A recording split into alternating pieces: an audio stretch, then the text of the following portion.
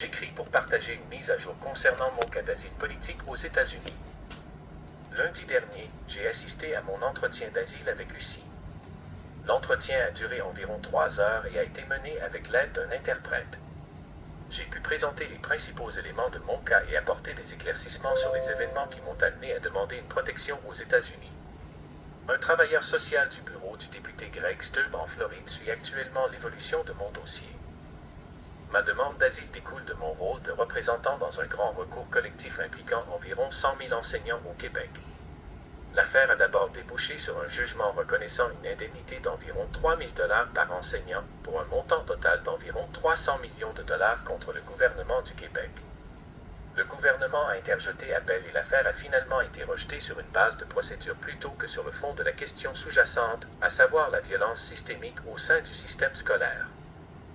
Une demande d'autorisation d'appel devant la Cour suprême du Canada a également été rejetée pour des raisons de procédure semblables. Plusieurs facultés de droit ont par la suite commenté l'affaire, notant la situation inhabituelle d'une question rejetée sur la forme plutôt que sur le fond.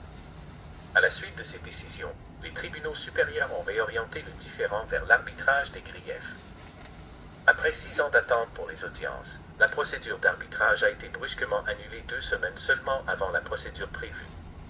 Une entente de règlement aurait été conclue entre le syndicat des enseignants et l'employeur, le Centre de services scolaires de Montréal, sans mon consentement, mettant ainsi fin à l'affaire. Au cours de cette même période, j'ai vécu une série de mesures qui ont gravement affecté mon gagne-pain et ma sécurité personnelle. Mon service de transport adapté a été retiré malgré mon aveuglement légal.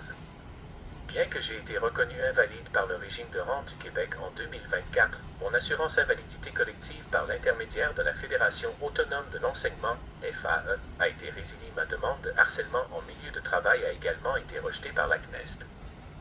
Le plus troublant est le fait qu'au cours des 7 dernières années, j'ai subi 10 évaluations psychiatriques par différents psychiatres sous obligation légale. J'ai également été arrêté par la police et hospitalisé involontairement en vertu de la loi P-38 du Québec. À cause de ces événements, j'ai vendu ma propriété et quitté le Canada pour chercher protection aux États-Unis.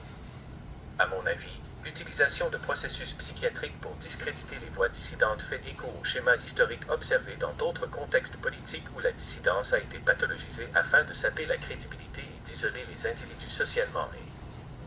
Mon cas se déroule dans un contexte plus large où le Canada a connu des tensions importantes depuis la période pandémique, y compris des mesures d'urgence controversées, des arrestations liées aux manifestations du Convoi de la Liberté et le gel des comptes bancaires de certains participants. Plusieurs personnes qui ont exprimé publiquement des inquiétudes au sujet des pratiques ou des politiques institutionnelles ont également subi d'importantes conséquences professionnelles et sociales. Pour ces raisons, j'ai cherché refuge aux États-Unis, où les protections constitutionnelles telles que celle du premier amendement représentent une garantie importante pour la liberté d'expression. Je continuerai à fournir des mises à jour au fur et à mesure que le processus avance. Sincèrement, Héloïse G. Landry.